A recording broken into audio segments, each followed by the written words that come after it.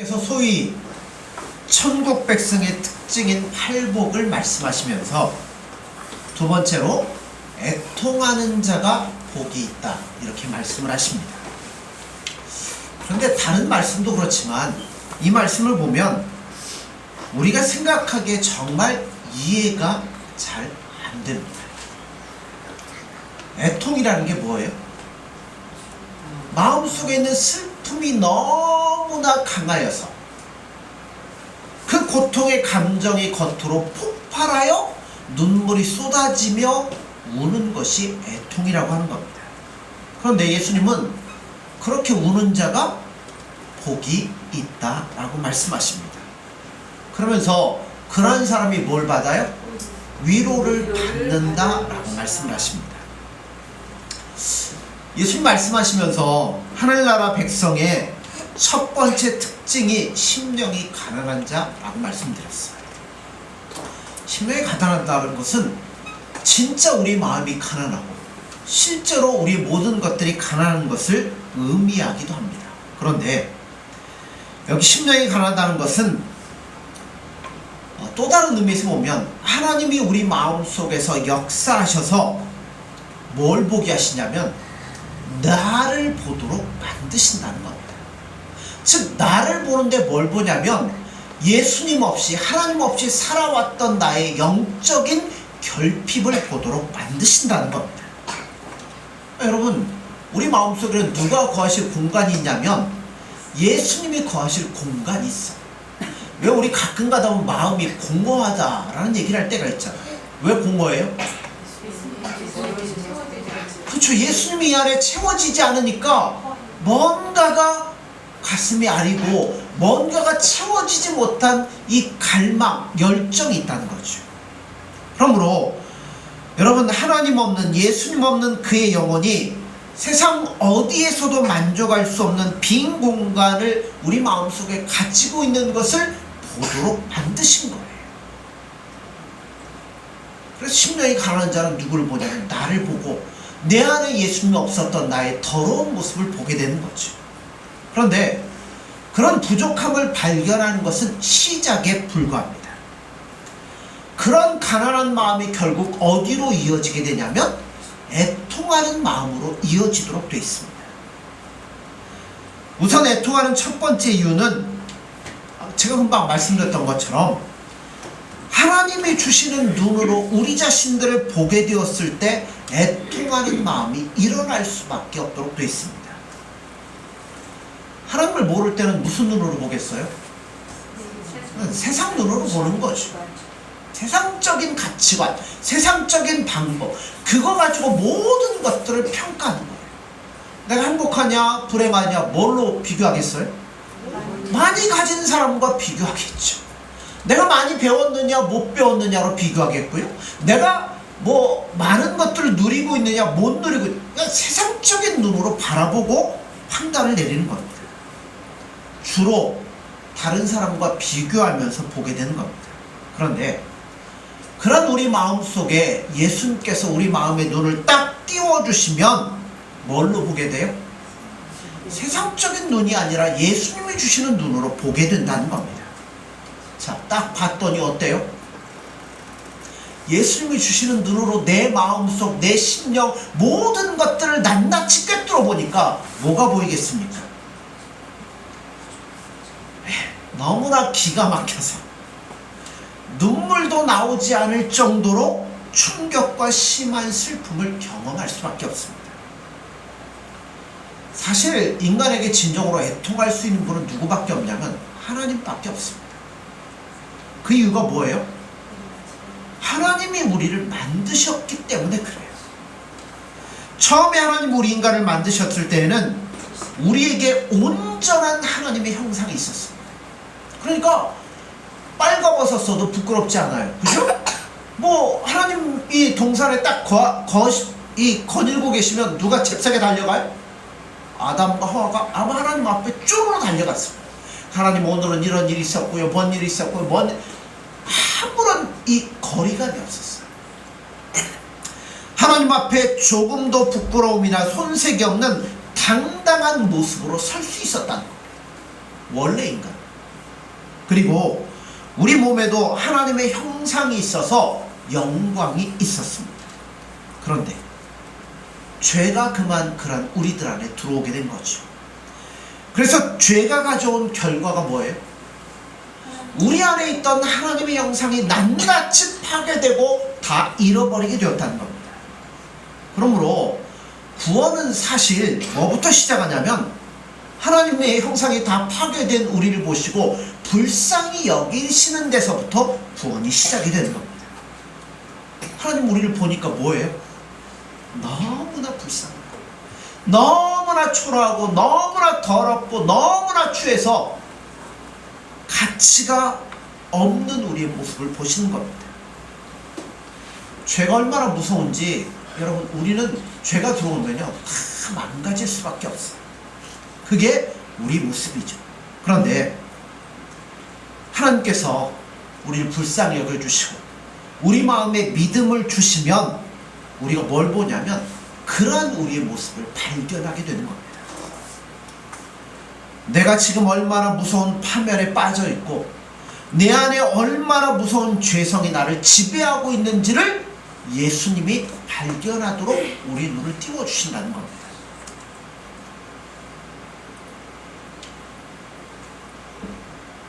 사람들이 예수님이 주시는 시각을 갖기 전에는 사람에게 가능성이 있다고 생각을 했어요. 그래서 그 18세기인가요? 17세기인가요? 그 계몽주의 사상, 여러분 뭐 세계사 시간에 배웠잖아요. 그 계몽주의가 뭐예요? 사람들을 잘 가르치고 훈련을 하고 계몽을 시켜서 더 좋은 사람을 만들 수 있다는 겁니다. 사람들은 그렇게 생각했어요. 내가 지금 좀 이래서 그렇지 내가 더 배우고 더 수양을 쌓고 더 노력을 하면 얼마든지 좋은 사람이 될 수 있다고 생각을 했습니다. 근데 실제로 그렇습니까? 아니에요. 뭐 계몽주의 사상이 있고 그 다음에 뭐 무슨 사상들을 쭉 읽고 난 다음에 여러분 세계에서 무슨 것이 벌어졌냐면 1차, 2차 세계대전쟁이 벌어졌어요. 보면 다 어디서부터 시작되냐면 예수 믿는다는 신앙을 갖고 있는 사람들부터 그 나라에서 싸움들이 벌어지고 이런 것들이 벌어졌어요. 무슨 얘기냐면 가르치고 훈련한다고 되는 게 아니에요. 정말 예수님이 내 마음속에 들어와서 나를 사로잡을 때 내가 바꿔지게 되는 거고 그러한 사람 하나하나가 모여서 사회가 변화되어지고 국가가 변화되어질 수 있다는 겁니다. 그러니 예수님의 시각으로 우리를 딱 바라보니까 우리는 뭐예요? 가능성이 없는 거예요. 완전히 죄의 세력의 노예가 되었고 우리 안에는 선을 행할 수 있는 아무런 능력도 전혀 없어요. 속으로 얼마나 다른 사람들 미워합니까? 마음속으로 남들 여러 추격겠죠. 얼마나 추악하고 더러운 죄를 저질렀는지 깨닫게 된다는 거죠. 그때 바울이 그걸 깨닫고 뭐라고 외쳐요? 오호라, 나는 곤고한 자다. 누가 이 사망의 몸에서 나를 건져내라. 사망의 몸이라는 게 뭐예요? 죽었단 얘기죠. 여러분, 사람 죽으면 어떻게 됩니까? 죽으면 관에 넣어갖고 땅에 묻으면 썩죠. 냄새나죠. 구더기 끓죠. 다 분해되죠. 썩은 냄새가 코를 진동하고 구더기가 들끓고 있는 자기 모습을 발견하게 되는 거예요. 그때 여러분 안 울래야 안 울 수 있어요. 그래서 애통할 수밖에 없다는 겁니다. 애통하는 두 번째는, 자, 그런 내 상태를 보면 여러분 어떻게 해야 돼요? 그냥 죽어갖고 가만히 있어야 돼요? 어떻게든 죽지 않게, 썩지 않게 살려달라고 부르짖을 것 아닙니까? 애통한다는 것은 단순히 자신의 상태에 대해서 슬퍼하고 불쌍히 여기는 자기 연민의 감정만을 이야기하는 게 아닙니다. 이 절망의 상태에서 뭐 해야 돼요? 벗어나야 될 거 아닙니까? 그러면 뭐 해야 돼요? 필사적으로 부르짖을 수밖에 없다는 겁니다. 만일 어떤 사람이 아무도 없는 구덩이에 떨어져서 다리가 부러지고 이제는 꼼짝도 못하는 상황에 처했어요. 그럼 어떻게 해야 돼요? 자기 힘으로는 도저히 구렁텅이에 나올 수가 없어. 그래서 누워가지고 신음을 흘리며 소리를 지르고 있는데 저기서 누가 지나가는 소리가 들려요. 그럼 어떻게 부르시겠어요? 저기요, 계세요? 좀 살려주세요. 이러시겠어요? 온 힘을 살려주세요. 소리 지를 거 아니에요. 필사적으로 소리를 질러서 도움을 청할 거라는 겁니다. 그래서 애통하는 자가 복이 있다는 이유가 뭐냐면, 복 있는 사람은 그냥 절망만 하고 있으면 안 됩니다. 그는 예수님을 향하여 부르짖을 겁니다. 예수님, 제발 나를 이 무서운 절망과 갈등에서 구원해 주십시오.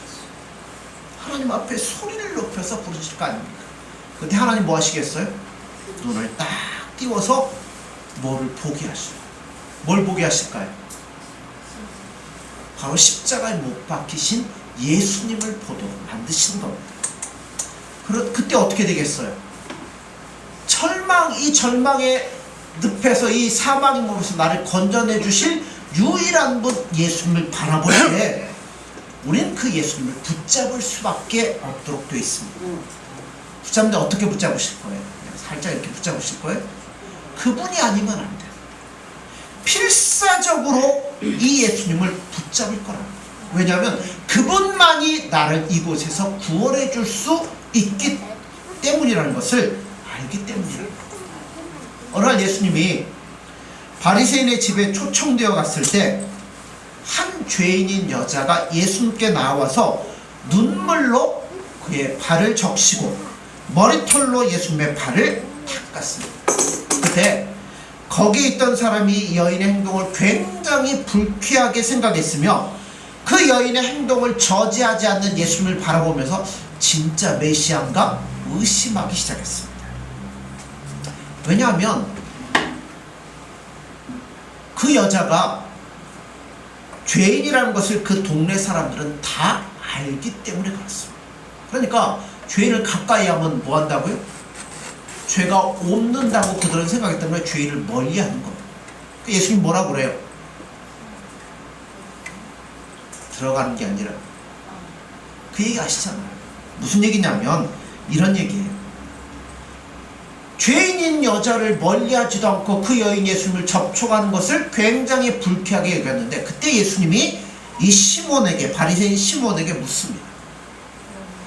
너는 내게 발 씻을 물도 주지 않고 존경의 키스도 하지 아니하고 감람유도 바르지 않았는데 이 여자는 눈물로 예수님의 발을 적시고 머리털로 닦으며 비싼 향유를 예수님의 머리에 부은 이유가 무엇이겠느냐? 라고 물으시는 거예요. 왜 그렇겠습니까? 이 여인은 자기가 죄인이라는 걸 알고 있어. 이 절망의 상태에서 자기를 건져낼 수 있는 유일한 분은 예수님이라는 걸 알기 때문에 누가 손가락질을 하든, 내가 살아야 되는데 손가락질한다고 여러분 안 하시겠어요? 누가 비난한다고 멈추시겠어요? 아니에요. 이 여인은 온 힘을 다하여 예수님 앞에 나아왔다는 겁니다. 그래서 그 여인의 많은 죄가 다 사해졌다는 겁니다. 여러분, 애통하는 사람의 특징이 뭐겠어요? 자기의 슬픈 감정 표현하는 것 부끄러워하지 않습니다. 거지는 뭐가 있으면 거지 못해요? 자존심이 있으면 거지를 못해요. 왜냐하면 뭐 해야 돼요? 자존심 뭐 다 내놓고 도와주세요, 이걸 해야 되는데 이거 못하죠. 자존심 있습니다. 여러분, 죽게 생겼는데 자존심 어디 있습니까? 살려달라고 주님 앞에 외쳐야죠. 자기가 오직 예수님 한 분 붙들고 늘어지는 것 절대 부끄러워하지 않는다는 겁니다. 주위에서 뭐라고 해도 들리지 않아요. 오직 예수님 한 분밖에 없다는 겁니다. 세 번째로, 애통하는 이유가 무엇이냐면 바로 나를 이 무서운 죄에서 건지기 위하여 예수님이 십자가에서 죽으셨다는 걸 알기 때문에 눈이 띄워지고 이 예수님을 보게 되면 애통할 수밖에 없다는 겁니다. 사람들은 이렇게 생각하죠. 처음에는 예수님이 십자가에서 죽은 것이 나하고 무슨 상관이냐, 더더군다나 2000년 전에 죽은 분이 지금 살아가는 나하고 무슨 상관이 있느냐라고 생각들 합니다. 그런데 정말 그렇습니까? 처음엔 그럴 수 있어요. 그런데 어느 순간 하나님께서 우리 마음의 눈을 열어주시기 시작하면 그 모든 것들이 믿어지기 시작한다는 겁니다. 예수님께서 십자가에서 죽으신 것이 다른 사람이 아니라 바로 나를 위해서라는 것이 믿어지기 시작한다는 겁니다. 이건 오직 성령께서 하시는 역사입니다. 성령이 하시는 일이 무엇인가 하면 2000년 전에 죽으신 예수님과 오늘의 나를, 그 죄를 연결시키는 역할을 하시는 겁니다. 이 벌레 같은 나를 위해서 너무나 귀한 분이 그런 고초를 당하신 겁니다. 한번 생각해 보세요. 사람을 나무에 못으로 박아놓고 세워놓는 것이 이게 말이 되는 얘기입니까? 그런데 그 수치, 그 고통이 얼마나 엄청납니까? 사람들은 그 십자가 밑에서 조롱하면서 예수님께 이야기합니다. 뭐라고요? 네가 진짜 하나님의 아들이거든? 이곳에서 내려와 봐라. 근데 그 십자가는 누가 달릴 십자가예요? 사실은 우리가 달려야 될 십자가입니다. 하나님께서는 사랑하는 아들을 그 십자가 위에 못 박으시고 우리에 대한 모든 진노를 다 예수님께 쏟아 부으신 거예요. 그리고 다시는 우리에게 진노나 심판이 없다는 겁니다. 근데 그 진노가 얼마나 예수님에게 힘들었습니까? 변호사는 어떻게 기도하셔요? 할 수 있거든 이 잔을 내게서 옮기옵소서. 그러나 나의 원대로 마옵시고 아버지의 뜻대로 되기를 원하나이다. 예수님이요, 뭐 신이니까 쉽게 아니에요. 어마어마한 고통 가운데 이것을 예수님이 시었습니다. 그거를 알 때 여러분 우리가 애통하지 않을래야 애통하지 않을 수가 없다는 겁니다. 예수님은 애통하는 자에게 대해서 그래서 뭐라고 약속을 하셔요? 저희가 위로를 받을 것이다. 우리 안에 있는 죄성을 보고 내가 얼마나 더러운 죄인지를 깨닫고 그래서 예수님이 아니면 안 된다는 것을 알고 예수님 나의 더러운 죄를 용서해 주세요. 애통하며 예수님 앞에 나아가면 예수님은 그냥 두시지 않는다는 거예요. 어떻게 위로하십니까? 첫째로 하나님께서 가장 먼저 하시는 것이 의롭다라는 법적인 선언입니다. 이걸 다른 말로 얘기하면 칭의라고 그래요. 자기 죄로 인해 애통하는 심정으로 나오는 자를 자, 이제는 너 죄 없다. 너는 의로운 자가 되었다. 예수님 안에서 의로운 자가 되었다고 인정을 해주시는 겁니다. 우리 가장 중요한 게 그거잖아요. 더러운 죄인인 우리가 어떻게 하나님 앞에 가까이 나갈 수 있겠어요? 우리도 거룩해져야 될 거 아니에요? 그것은 오직 예수님의 십자가 은혜로만이 가능하다는 겁니다. 그래서 우리가 물론 실제적으로 우리가 죄를 안 짓는 건 아니지만 너희는 이제 예수님의 십자가 안에서 모든 너희들의 죄를 내가 다 용서했다. 그러니까 예수님만 의지하고 나오면 나에게 얼마든지 올 수 있다고 하나님 말씀하는 겁니다. 자, 그 관계가 되면 이제 뭐가 우리 안에 오겠어요? 하나님의 모든 은혜가 그때부터는 우리에게 주어지게 된다는 겁니다. 그것을 받을 수 있는 합당한 자격을 갖추게 된다는 겁니다. 그게 위로예요. 또 한 가지는 애통하는 자에게 존귀함을 하나님이 허락해 주신다는 겁니다. 하나님 앞에 우리가 의롭다함을 받기 전까지는 어떻게 보면 자기 자신을 학대하며 살아온 게 우리일지도 모릅니다. 사람들이 술을 마시거나 일에 몰두하는 이유가 뭐겠습니까? 여러 가지 이유가 있겠지만 하나님 앞에서 자기 자신의 모습을 잊어버리려고 하는 몸부림이라고 생각이 됩니다. 그러나 실제로 그것은 자기 자신을 학대하는 것에 불과한데요. 그런데 하나님 앞에서 우리의 모든 죄가 다 용서를 받으면 어떻게 됩니까?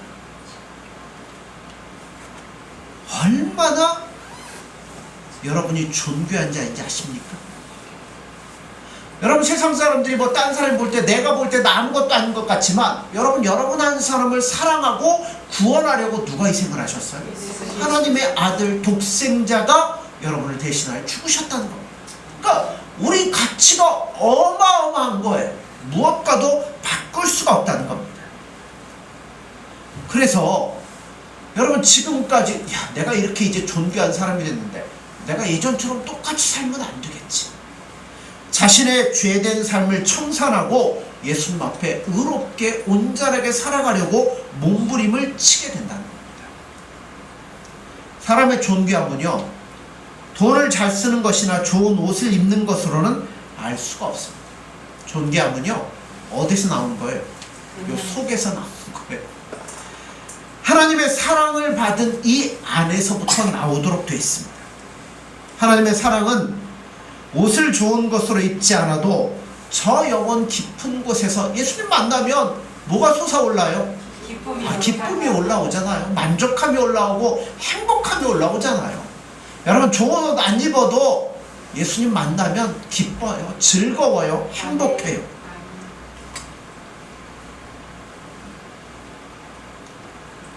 그래서 사람의 존귀한 것은 존귀함을 얻고 내가 얼마나 소중한지를 알게 되면 그때부터는 죄를 거부하고 예수님이 기뻐하는 뜻대로 살아가려고 노력을 한다는 겁니다. 존귀한 사람은요, 쉽게 죄에 빠지지 않습니다.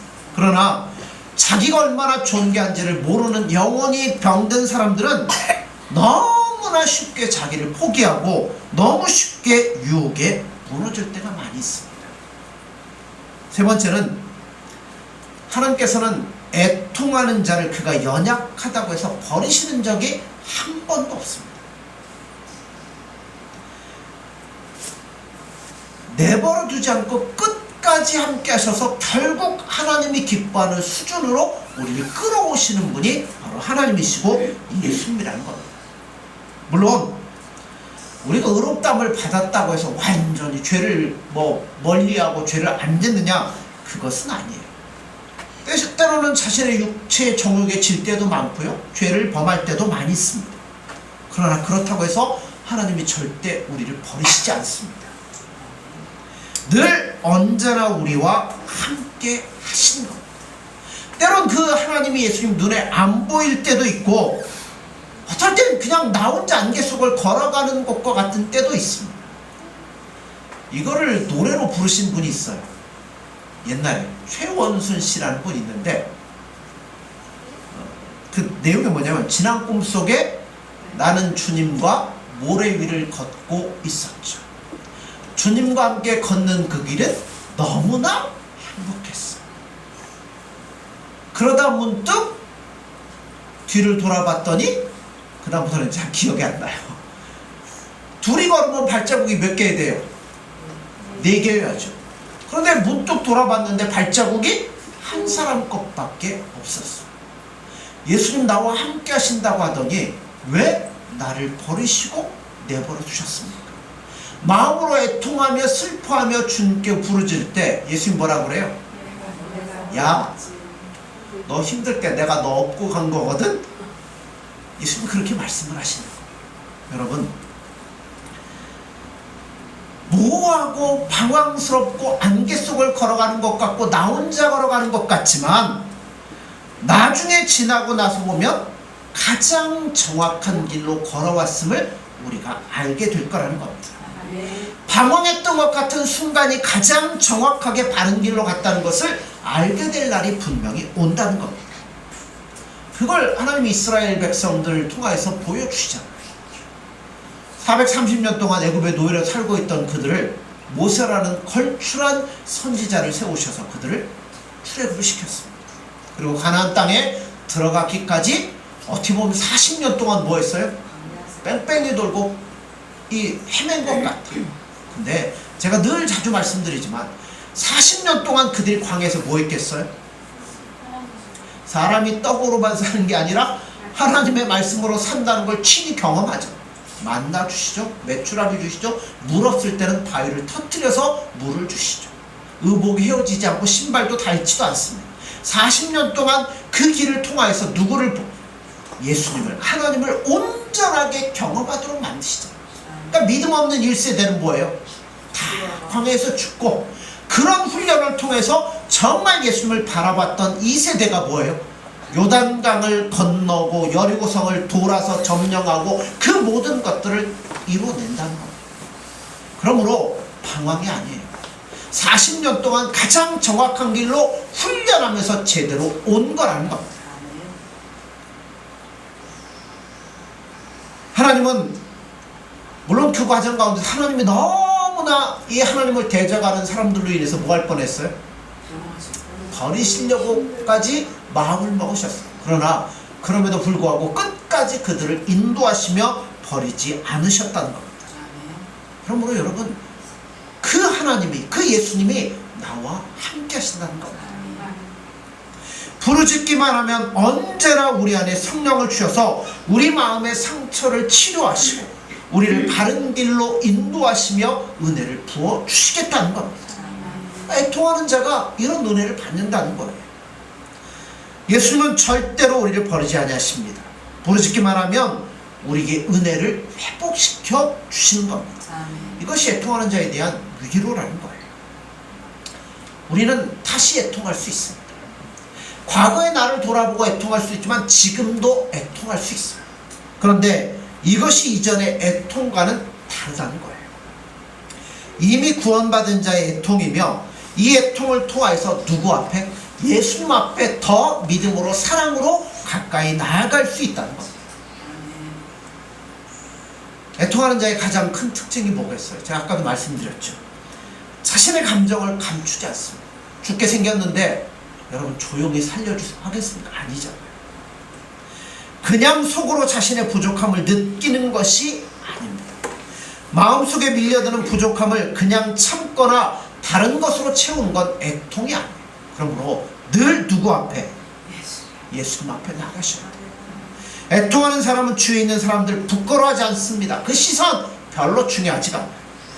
내 상태가 너무나 비참한데 이걸 해결해 줄 수 있는 오직 예수님밖에 없으니까, 키가 작은 삭개오가 지난 시간에 말씀드렸죠. 예수님 보려고 누가 손가락질하든 뭐하든 그 위에 올라가서 예수님을 바라보지 않았습니다. 마찬가지로 하나님은 그런 것을 원하신다는 겁니다. 오늘도 우리의 마음이 가난해져서 정말 나의 모든 것들을 보고, 아, 내가 얼마나 더러운 죄인이가, 나는 예수님이 아니면 한 걸음도 한시도 제대로 살아갈 수 없는 죄인이라는 걸 깨닫고 애통하는 자들에게 예수님은 지금도 은혜를 부어주신다는 겁니다.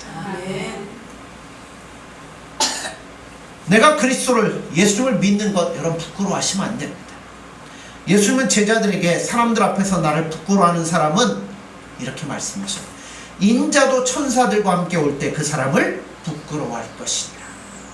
여러분, 우리에게는 예수님이 계십니다. 우리의 애통하는 마음을 들으시고 은혜를 주시며 우리를 인도하실 분이 계시답니다. 그러므로 여러분 늘 자신을 돌아보시고 정말 주님 앞에, 예수님 앞에 눈물로 다가가십시오. 그러면 예수님께서 우리 안에 큰 은혜를 부어주셔서 우리를 위로해 주시고 우리 은혜를 주셔서 우리가 우리에게 주어진 이 삶을 마칠 때까지 주님의 은혜 가운데 이 길을 잘 걸어가도록 인도해 주시리라 믿습니다. 우리 길을 잘 걸어가시고 나중에 저 천국에, 이런 얘기하면 안 되지만 나중에지만 저 천국에서 할렐루야! 집사님 또 뵙네요! 이렇게 우리가 웃으면서 만날 수 있는 그런 신앙생활을 할 수 있는 저와 여러분들이 되어지기를 간절히 소원합니다. 기도하겠습니다. 예수님 사랑합니다. 정말 우리가 얼마나 더럽고 추한 죄인입니까? 예수님의 은혜가 아니면 우리는 늘 세상을 향하여 달려가고 욕심을 향하여 달려가고 죄를 향하여 달려갈 수밖에 없는 더러운 죄인입니다. 이런 저희들을 그냥 내버려 두시지 아니하시고 예수님의 십자가 보혈의 피를 통하여서 우리를 구원하여 하나님의 거룩한 백성 삼아주시니 감사합니다. 예수님 앞에 설 때마다 우리가 누구인지를 늘 깨달을 수 있도록 도와주셔서 철저하게 예수님을 구할 수 있는 저희들이 될 수 있도록 도와주시고, 그런 예수님의 은혜와 인도함 속에서 예수님 손 붙잡고 즐거이 예수님과 동행할 수 있는 복된 심령이 될 수 있도록 함께하여 주옵소서. 예수님의 이름으로 기도드립니다. 아멘.